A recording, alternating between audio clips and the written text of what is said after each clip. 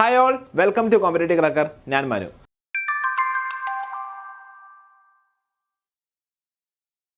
So നമ്മുടെ lab അസിസ്റ്റന്റിന്റെ cut off വന്നിരിക്കുകയാണ്. ഒട്ടുമിക്ക എല്ലാ ജില്ലകളിലെയും കട്ട് ഓഫ് ഇതുവരെ വന്നു കഴിഞ്ഞു. അപ്പോൾ ഏകദേശം ഒരു 40 മാർക്ക് തൊട്ട് 58 മാർക്ക് വരെയാണ് എൻ്റെ കട്ട് ഓഫ് വരുന്നത്. അപ്പോൾ നിങ്ങൾ ഒരുപാട് പേർ അതിൽ കയറിയിട്ടുണ്ടെന്ന് എനിക്കറിയാം. നമുക്ക് അതിൻ്റെ കട്ട് ഓഫ് ഒന്ന് ഡീറ്റെയിൽ ആയിട്ട് നോക്കിയാലോ. സോ ഏതാ പറഞ്ഞില്ലേ, എത്രയാണ്? 40 തൊട്ട് 58 വരെയാണ് നമ്മുടെ റേഞ്ച് വരുന്നത്. ഓക്കെ, അപ്പോൾ ഏറ്റവും കുറവ് കട്ട് ഓഫ് വന്നിരിക്കുന്നത് ഏത് ജില്ലയിലാണ്? ഇടുക്കി ജില്ലയിലാണ്. 40 കട്ട് ഓഫാണ് ഇവിടെ വന്നിരിക്കുന്നത്. ഏറ്റവും കൂടുതൽ കട്ട് ഓഫ് വന്നിരിക്കുന്നത് നമ്മുടെ കാസർഗോഡ് ജില്ലയിലാണ്. ഏകദേശം 58.19 വന്നിട്ടുണ്ട്. ഏറ്റവും കുറവ് നമ്മൾ പറഞ്ഞു എന്താണ്? ഇടുക്കിയാണ് ഏറ്റവും കുറവ് കട്ട് ഓഫ് വന്നിരിക്കുന്നത്. തൊട്ട് ബാക്കിലായിട്ട് ആരുണ്ട്? കോട്ടയമുണ്ട്. കോട്ടയത്ത് ഒരു 41 മാർക്കാണ് എൻ്റെ കട്ട് ഓഫ് വന്നത്. ഓക്കെ, അപ്പോൾ നമുക്കറിയാം ഇന്നലെ നമ്മുടെ സെക്രട്ടേറിയറ്റ് OAയുടെ എക്സാമൊക്കെ, മെയിൻസ് എക്സാമൊക്കെ കഴിഞ്ഞിങ്ങനെ ഇരിക്കുകയാണ്. അതിൻ്റെ കട്ട് ഓഫ് ഏകദേശം 70-71 ആയിരുന്നു. അപ്പോൾ അതിൽ തന്നെ എക്സാം എഴുതാൻ ഒരുപാട് പേരുണ്ടായിരുന്നു. അപ്പോൾ നമുക്കറിയാം, ഒന്ന് ചിന്തിച്ചുകൂടെ, എന്താണ് ലാബ് അസിസ്റ്റൻ്റ് മെയിൻസ് എഴുതാൻ എന്തോരം പേരുണ്ടാവും.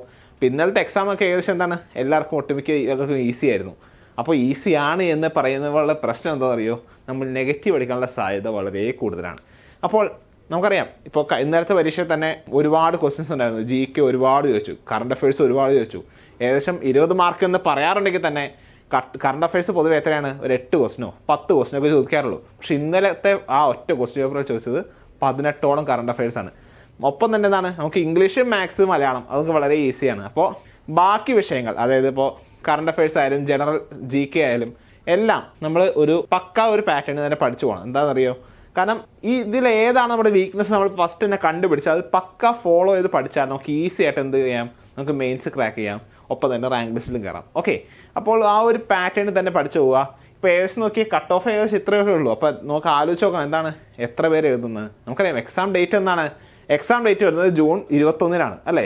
ജൂൺ 21 എക്സാം ഡേറ്റ് വരുന്നത്. അപ്പോൾ ഏകദേശം നമുക്ക് ഇനി എത്രയാണ്? ഒരു മാസം അറൗണ്ട് ഉണ്ട്. ഈ ഷോർട്ട് ലിസ്റ്റ് കയറിയ എല്ലാവർക്കും നമുക്ക് എന്താണ്, നമുക്ക് ഒരു മാസത്തോളം ടൈം ഉണ്ട്. ആ ടൈം പക്കയായിട്ട് യൂട്ടിലൈസ് ചെയ്താൽ നമുക്ക് ഈസി ആയിട്ട് നമുക്ക് റാങ്ക് ലിസ്റ്റിൽ കയറാം. ഓക്കെ, സോ ഓരോ ജില്ലയിലും എക്സ്പെക്റ്റഡ് ആയിട്ടുള്ള വേക്കൻസീസ് നോക്കിയാലോ നമുക്ക്.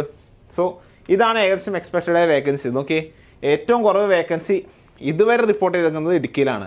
കാരണം ഇന്ന് റിപ്പോർട്ട് ചെയ്യാൻ പാടില്ല എന്നല്ല. ഇപ്പോൾ ഏകദേശം നമ്മുടെ ഒരു അധ്യയന വർഷം തീരാറായി. അപ്പോൾ നമുക്കറിയാം ഇത് സ്കൂളുകളിലേക്കുള്ള ലാബ് അസിസ്റ്റൻ്റെയാണ് മെയിനായിട്ട് വിളിക്കുന്നത്. അപ്പോൾ നമ്മുടെ ഈ ഏകദേശം അധ്യയന വർഷം കഴിഞ്ഞാലാണ് എന്ത് ചെയ്യുക? നമുക്ക് പുതിയ വേക്കൻസീസ് റിപ്പോർട്ട് ചെയ്യുക. അപ്പോൾ ഇപ്പോൾ 0 ആണ് നമ്മുടെ വേക്കൻസി എന്ന് പറഞ്ഞ് നിങ്ങൾ നിരാശപ്പെടണ്ട. കാരണം എന്താ, ഇനിയും ആൾക്കാർ റിട്ടയർ ആയി പോകുന്നവരും മറ്റു ആൾക്കാരും ഉണ്ടാകും.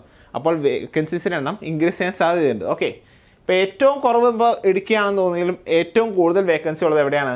നമ്മുടെ കോഴിക്കോടാണ്. എത്രയാണ്? 26 വേക്കൻസിയാണ് എവിടെ വരുന്നത്? നമ്മുടെ കോഴിക്കോട് വരുന്നത്. അപ്പോൾ കോഴിക്കോട് ഇടുക്കിയാണ് ഇങ്ങനെ 2 എക്സ്ട്രീമിൽ നിൽക്കുന്നതെങ്കിലും എന്താ പറയുക, മറ്റ് ജില്ലകളിലും ഈക്വൽ ചാൻസുകളുണ്ട്. ഇപ്പോൾ ഏകദേശം ഒരുപാട് പേര് നമ്മുടെ ഷോർട്ട് ലിസ്റ്റ് കയറിയ സ്ഥിതിക്ക് നമുക്കറിയാം നല്ല ടൈറ്റ് കോമ്പറ്റീഷനൊക്കെ നമുക്ക് വരുന്നത് അല്ലേ? ഈ ടൈറ്റ് കോമ്പറ്റീഷൻ ക്രാക്ക് ചെയ്യാൻ എന്ത് വേണം? ഒരു പക്ക ഫോളോ അപ്പ് ഉള്ള ഒരു സ്റ്റഡി വേണം അല്ലേ? നന്നായി പക്ക ഒരു ടൈം ടേബിൾ വെച്ച് പഠിക്കണം. നല്ല രീതിയിൽ ഓരോ ക്ലാസ്സുകൾ കിട്ടണം അല്ലേ? അപ്പോൾ ഇത്തരത്തിലൊരു നല്ലൊരു രീതിയിലൊരു ക്ലാസ്സുകൾ തരാൻ നമ്മൾ കോമ്പറ്റേറ്റീവ് ക്രാക്കർ നിങ്ങൾ മുന്നിലെത്തുകയാണ്. സോ 10th മെയിൻസ് ലാബ് അസിസ്റ്റൻറ്റിൻ്റെ പുതിയൊരു ബാച്ച് നമ്മൾ സ്റ്റാർട്ട് ചെയ്യുന്നുണ്ട്. അപ്പോൾ ഒരു മാസമുള്ള ഏകദേശം ഈ ഒരു മാസം നല്ല റാപ്പിഡായിട്ട് നല്ല സ്പീഡായിട്ട് എല്ലാ ഫോക്കസ് ഏരിയകളും പക്കയായിട്ട് ഫോളോ ചെയ്ത് നമുക്കൊരു സെക്ഷൻ ഇവിടെ പ്ലാൻ ചെയ്യുന്നുണ്ട്. അപ്പോൾ നിങ്ങൾക്ക് ഇൻട്രസ്റ്റ് ഉള്ളവരാണെങ്കിൽ ഈ താഴെ നമ്പറിൽ കോൺടാക്ട് ചെയ്താൽ മതി. ഓക്കെ, സോ നമുക്കറിയാം കുറേ പേരാണ് നമ്മുടെ സെക്രട്ടേറിയറ്റ് OA എന്ന എക്സാം എഴുതിയത് അല്ലേ? സെക്രട്ടേറിയറ്റ് OAയിൽ തന്നെ ഇത്രയും അധികം ആൾക്കാർ എഴുതുന്നുണ്ടെങ്കിൽ ലാബ് അസിസ്റ്റൻറ്റിൻ്റെ എക്സാമിൽ എത്ര പേര് എഴുതുന്നൊന്ന് ഗസ് ചെയ്യാവുന്നതല്ലേ ഉള്ളൂ. കാരണം സെക്രട്ടേറിയറ്റിൻ്റെ കട്ട് ഓഫ് 70+ ആയിരുന്നു. അപ്പോൾ ലാബ് അസിസ്റ്റൻറ്റ് വെറും 58 to 40 to 58 ആ ഒരു റേഞ്ചിലാണ് ഇങ്ങനെ കിടക്കുന്നത്. അപ്പം തന്നെ എന്താണ്, ഓരോ ജില്ലയിലും ധാരാളം ആൾക്കാരുണ്ടാവും. ട്രിവാൻഡ്രത്തൊക്കെ ഏകദേശം 14,000 പരം ആൾക്കാരാണ് ഇവിടെ ഷോർട്ട് ലിസ്റ്റ് കയറിയത്. ഓക്കെ, അപ്പോൾ നല്ല ടൈറ്റ് കോമ്പറ്റീഷനാണ്. പക്കയായിട്ട് നമ്മുടെ വീക്ക് പോയിന്റുകൾ ഏതൊക്കെയാണെന്ന് മനസ്സിലാക്കി പഠിച്ചാൽ ഈസി ആയിട്ട് നമുക്ക് റാങ്ക് ലിസ്റ്റിൽ കയറാം.